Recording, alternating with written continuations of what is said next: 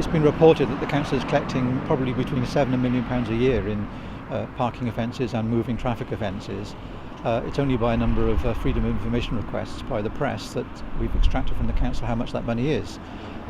So at the moment, we don't know where it's going. And the point is that we should know where it's going. Motorists are paying these fees, quite rightly, because they've been doing contravening regulations, but they should also know where we're spending it.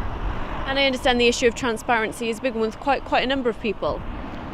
Yes, there was a committee report of the House of Commons, the Transport Committee, in October 2013, I think, that said council should be more transparent about these things. And my point of view is that we should know where it's being spent, and the public deserves to know.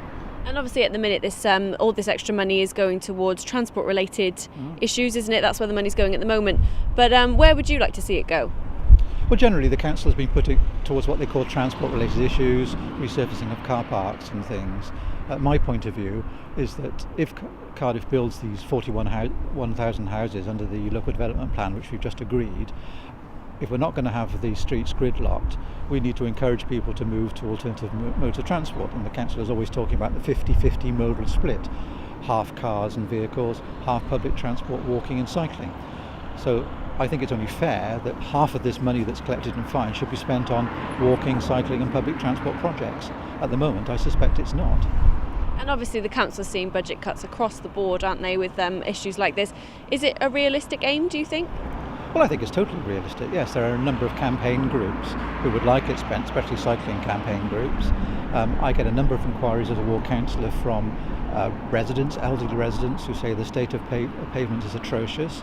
We're not repairing pavements well enough. If we want to encourage people to walk to the local shop rather than get in their car, it seems the obvious thing to do to me. Cardiff Council have said that the current fines collected from the public are all income generated, and after they've paid for costs of the parking enforcement scheme, by law they can only be spent on transport improvements.